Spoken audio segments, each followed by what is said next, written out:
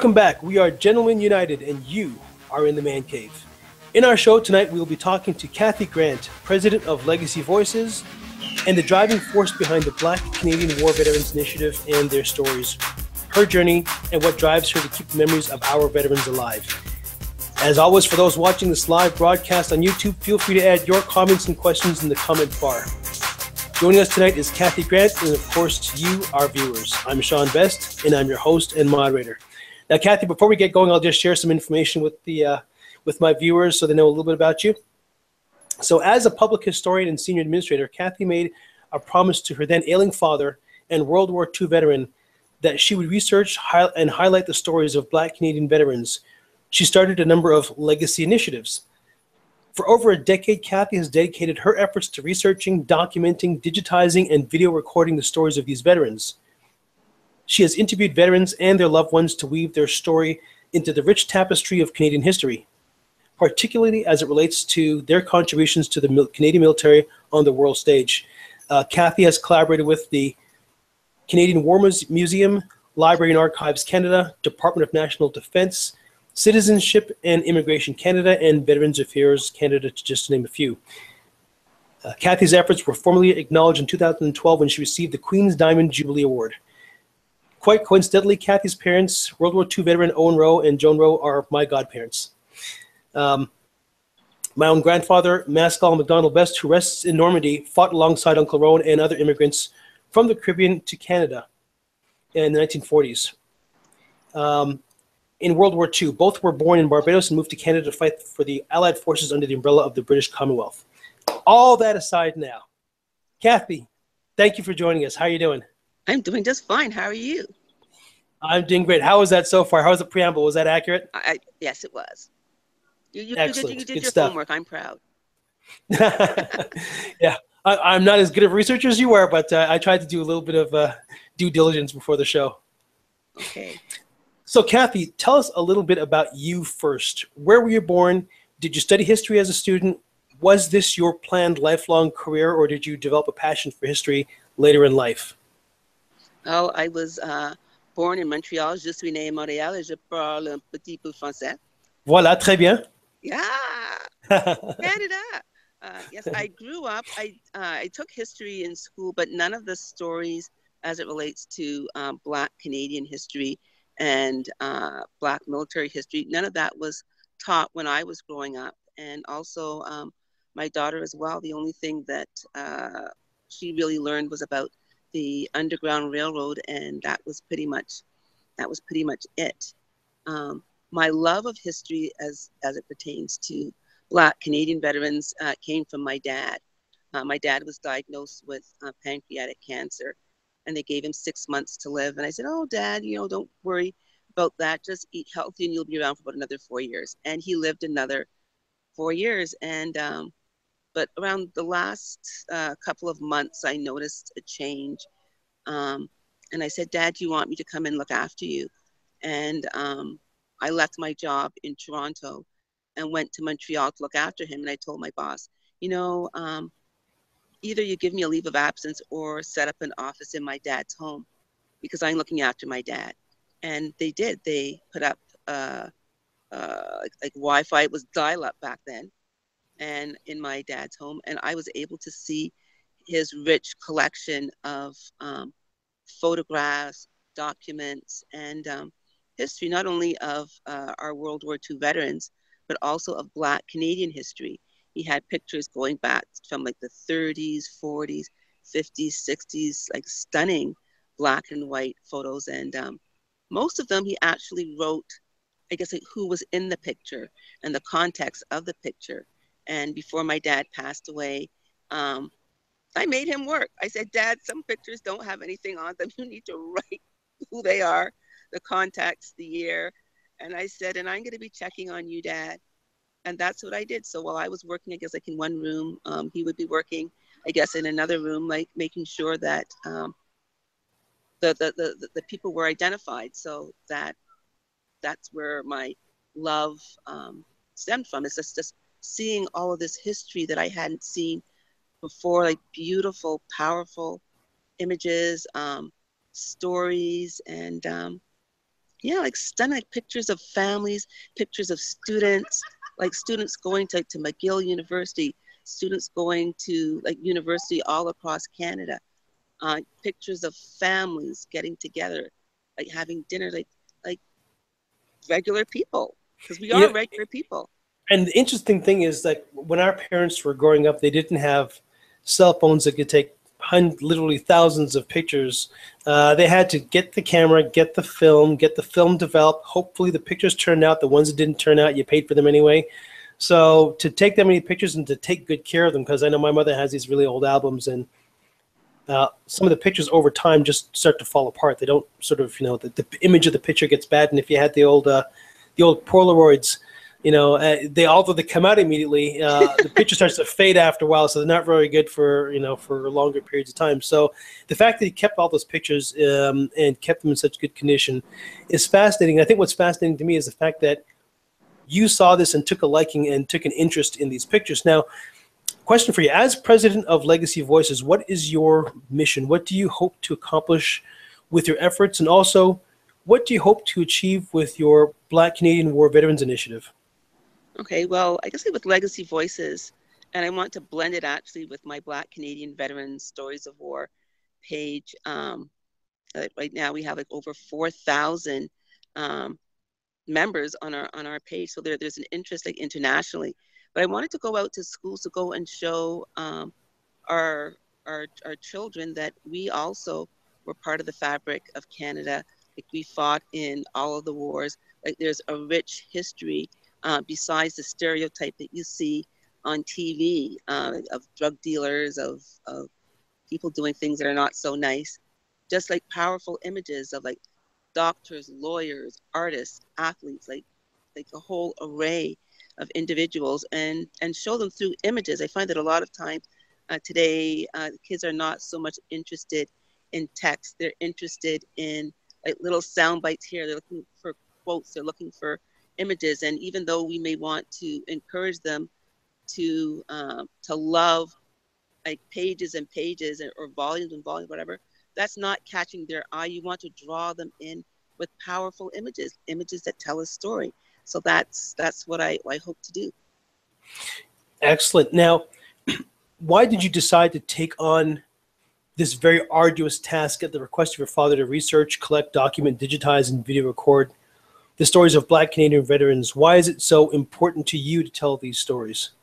It was a promise that I made to my dad before he passed away. Like my dad was a diplomat. He was a civil servant. He was like a teacher.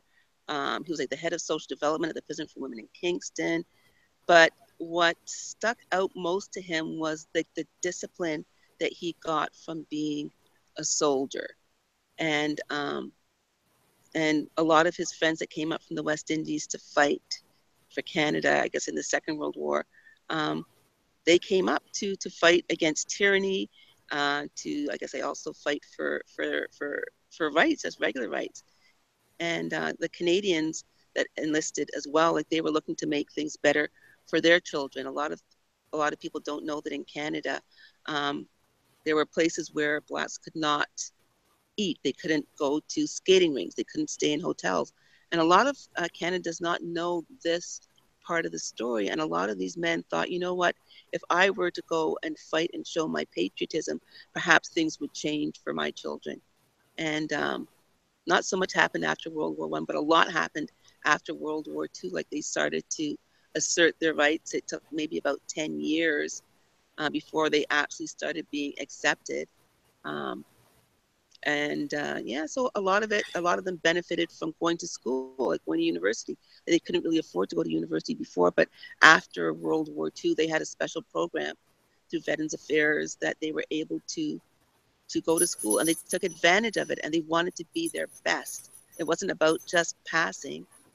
They wanted to do their best, and it showed. Well, it's interesting that what you just mentioned, because even with a lot of my friends on Facebook, we have these conversations that go back and forth. And I live in Atlanta, Georgia, the Deep South.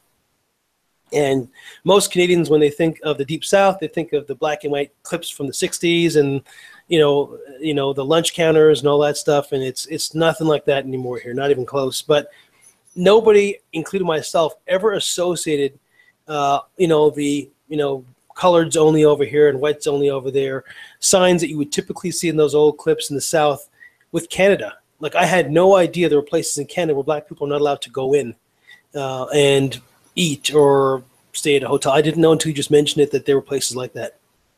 Yeah, even like Paul Robeson, like when he came to Canada and he wanted to go to the Royal York Hotel, he had to go around the back and use the service elevator, like Paul Robeson. Like, Wow. That's it's important for that history to be known, for people to know that history. So I have another question for you. Is your research focused on Canadian veterans who immigrated from the Caribbean only, or does your research expand beyond this group? It definitely is beyond. It's, I guess, like World War I veterans prior to World War I. I guess it's Black military history in Canada, and the odd occasion, like maybe like once or twice a week, I'll post images of Black American veterans or Black British veterans, and also, I guess, history. I've been focusing, I guess, for the last decade or so, mainly around Black veterans, but I also have I have like boxes and boxes of Black Canadian history. So I want to actually put that forth, just because I've done, I think, what I've done in terms of, I guess, like documenting and digitizing Black military history. It's time to pass it on to the younger generation to take it to the next level. But I want to focus now on Black Canadian history, or just Black history across the world, with a focus on Canada. That's an amazing initiative, and I'm sure will be appreciated by a lot.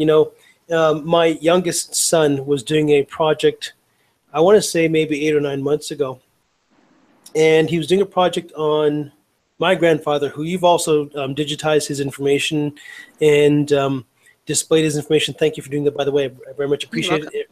Every year on Remembrance Day, I make certain to put that information out there, and also to promote your site. And this was, wait a minute, no, this wasn't that long ago. This would have been 4 or 5 months ago. And he found information on my grandfather, his great-grandfather, that I didn't even know that you had posted up there. He did his research. He says, wow, I found this site. And I looked, it's like, that's Kathy's site, which was great. He found, I think it was his, the card that they received that said, you have now been admitted to the Army. And there was, I think, I forget exactly what it was. There were a couple of things he found, and I was impressed that he'd found this all on his own. He's 10 years old. And I think it's a testament to you that information's out there, because we all know that information, they were in, they were hand-typed, cables that were sent. None of the stuff was digitized. I remember looking years ago, not being able to find any of it. So the fact that you did all that work made it easier for him to be able to do his research and learn about his great-grandfather. Yeah, and anyone who has a computer around the world can actually go and access the link and actually download the file. So teachers can actually use those as stories when they start doing World War I or World War II history.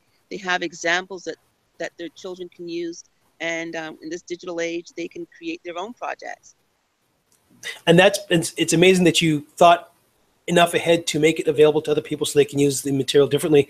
I know my son is doing. We live here in Atlanta, so he does United States, U.S. history this year. But he's done World War I, he's done World War II. We, looked at all the American presidents and all the, the historical artifacts associated with these wars. Now, question for you: going back to the veterans who moved from the Caribbean to Canada, why did they move to the Caribbean? Why did these young men and women choose to leave the relatively small and peaceful lives in Barbados and Jamaica and other islands to move to a foreign country like Canada in the 1940s? What was their incentive to leave? Well, they were patriotic. They were under the colonial system. I know that in Barbados, they loved Britain. They view it as, I guess, like they called it Little Britain. And they wanted to actually go to England, but it was very dangerous because of the German U-boats. So Canada was the closest neighbor, so they went and got their training through Canada. Oh, I didn't know that. Now, I know that I don't know if your father and my grandfather trained in the same place, but my grandfather trained in Farnham, Quebec. Did your Yes. father train out that way as well? Because your father was in the Air Force, was he not? Oh, he was in both the Army. Started off in the Army, then he switched to the Air Force. So he was in Huntington, Quebec, which I think is close to Farnham. And he was part of the Signal Corps. And then he went to Kingston. He went to Nanaimo, BC. And then he exited the Army and switched to the RCF. And then he became a pilot officer and a flying officer. Excellent. Okay. Um, Now, where have you traveled to conduct your research? Have you been to France or Normandy or other World War II battlefields? No, I guess that is a bucket list item for me. I know both my children have been to Italy, they've been to France, they've been to Paris, they've been like to the UK, they've been to, but I have not crossed the pond yet. Like I've been to the US, I've been to the West Indies, the journey yet. Well, here's my recommendation to you because I took my father in 2004 to Normandy. That's where my grandfather is buried in a Canadian military cemetery. They're called Beny-sur-Rivière or Beny-sur-Mer. It's a Canadian cemetery there.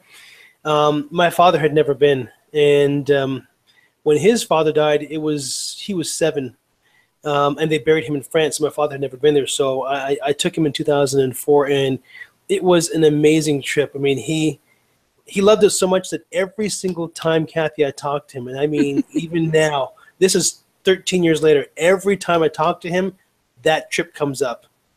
And given the kind of work that you're doing, it'd be an amazing trip. It is definitely worth it for you to go out that way and check it out. They're very nice to Canadians in that part of France as well, because they know that, if it wasn't for us, they'd be speaking German. So, right. I have to make a point, either 2018 or 2019.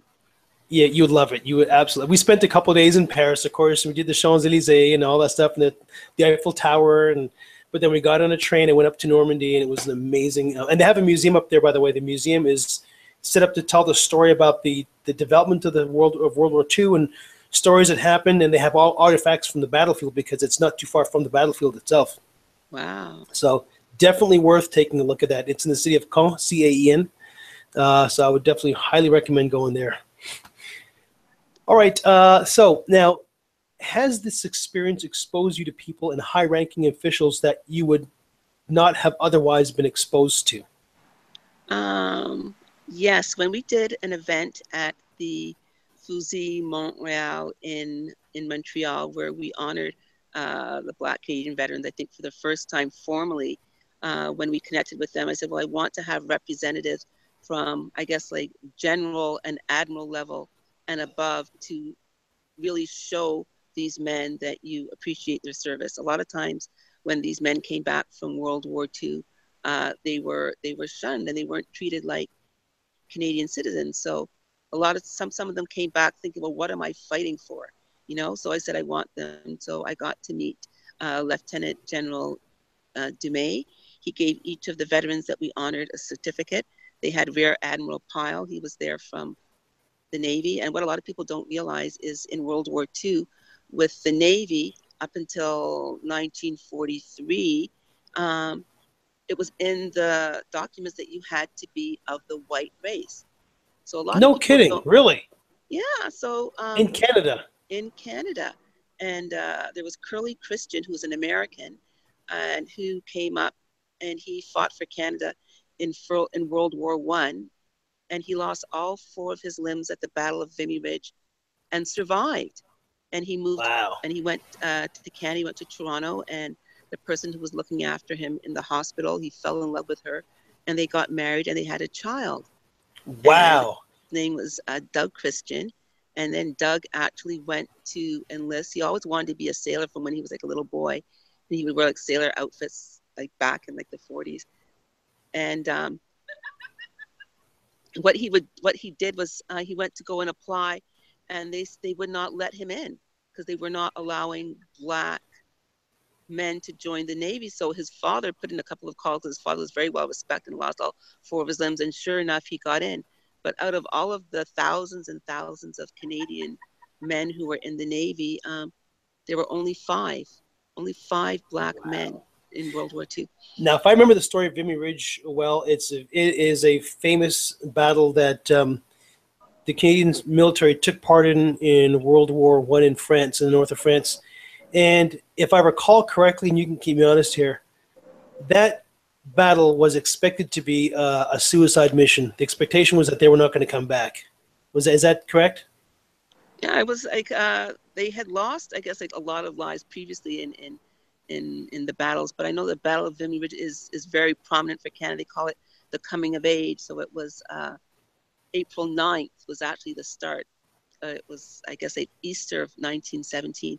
And by strange coincidence, my brother was born on April the 9th. So No whenever kidding. I think of Vimy Ridge, I think of my brother. Nice. That's a nice way to remember him. Now, how has this impacted your life personally? Would you say that this has had an influence on your relationship and memories of your father? Did you learn things about him through this experience, through your research that you didn't know before? Yes, I realized how much work was involved in finding these individuals. Like, I was able to inherit a lot from my dad, but also to take it further to go into World War I, finding out all this information, but also the pictures, like how much time he spent, the care. I'm just trying to think, well, how on earth, like both my mom and his second wife, how do they put up with all these documents? I'm thinking, oh my gosh, like I had to go and keep all these things. And I said, oh, just donate them. I said, well, like, no, like I need to care for them. I need to digitize them. Like, cause sometimes like when you donate things to a museum, it just sits in itself. It sits buried and no one, it doesn't get to see the light of day. It's like, yes, you can say, oh, I donated it to this. But if nothing is being done with it, it's like, you might as well keep it. It's a waste. Yeah. Right. Exactly. So now tell me a little bit about that book on the Hill and the Parliament. So just so people, my viewers understand, there is a book that sits under glass, I believe. Keep me honest here, Kathy. And there are different veterans who have passed on each page, and each day of the year, 365 days of the year, they'll turn the page and show the information on that particular veteran for that day. Can you help me explain that a little bit better, Kathy? It's called the Books of Remembrance. And with the Books of Remembrance, it has, I guess, the name of a soldier who was killed in action. So it was like World War I, World War II, the Merchant Navy, and on a specific day, and it's all, I guess, like alphabetized, you can see a specific veteran. So if you have a relative that has passed away, you can actually look on the site, search by the name, and it'll say on this date, this page will be open, so you can actually make a trip to Ottawa and see your specific veteran. Yes, I remember you when my grandfather's page came up. It was a day in March. I can't remember the exact day, but it was a day in March, and I wish I had marked it down. I'm sure I can go online and find out which day it is. But I know my father was very excited about that. Now, what have you learned that you otherwise would not have learned through your research? What new things did you discover that, and you did mention a couple already, but if you had to pick some of the most amazing or the most mind-opening events or pieces of information you came across in your research, what would they be? I would say, I guess, finding out that there were 3 West Indian prime ministers that were part of the Canadian military. And I didn't know that. So Errol Barrow did his training. He became Prime Minister of Barbados. Milton Cato was a sergeant in the Canadian Army. He became Prime Minister of St. Vincent. And also Manley became Prime Minister of Jamaica. So all of this I didn't know. I didn't realize that in World War I, that there were over 1,000 men that weren't part of the segregated battalion that fought in World War I. That's another thing that I found out. And also, I guess, the numbers. I didn't realize how many people actually were in the Canadian military. Now, how many people from the Caribbean came to Canada for World War II? I know there's is it something like 500 or something like that? Yeah, between 400 and 500. What do you think about the Selective Service or the draft laws here in the U.S. that make it punishable by fines and jail time that all men between the ages of 18 and 25 are obligated to register. Did you know that that's the case here in the U.S.? I did not know until you told me just now. Yeah. And if you do not register, you do not get to vote. You cannot get a driver's license. You cannot get a job with the government. You cannot get student loans. And you could be fined, I think, up to about $250,000 and serve 5 years in jail. Wow. I did not know that at all. Well, I like the fact that you get discipline in the military. I think that I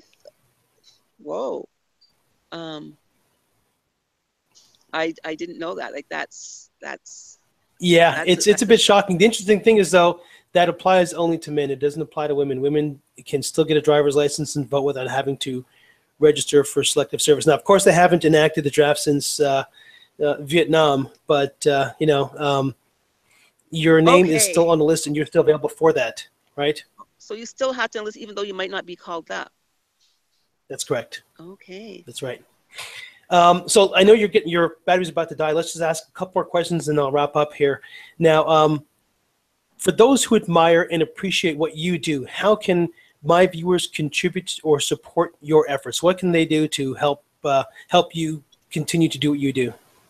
Okay, I would encourage, I guess, like people to just go and visit our site. We have Black Canadian Veterans Stories of War. There are lots of images. If you click onto the page and go into the photos section, once you click on the photo, you'll see a little bit of the story about that particular story. So I guess if you want to learn more about it, just go to the page and you'll learn more. I know from our Legacy Voices, we're going to start putting information there as it pertains to Black Canadian history, but just spread the word, like share, like history is history. You know what? And if you can send me the links after the show, I'll make certain to include them in the low bar for anybody who wants to click on them and do their own research or perhaps do some programs with their kids at school. If you enjoyed this show and want to see more, join our public Facebook group called The Man Cave by Gentlemen United. All of our shows, tons of additional content, and invitations to future shows are posted there. You can add to the conversation and suggest future discussion topics you'd like to see us tackle. Please like, comment, share, and subscribe by clicking the Gentlemen United icon right here. If you enjoyed the show and want to see more, click here. Thanks again for joining Gentlemen United in the Man Cave. Enjoyed the show? Like, share, and subscribe. And thanks for joining us in the Man Cave.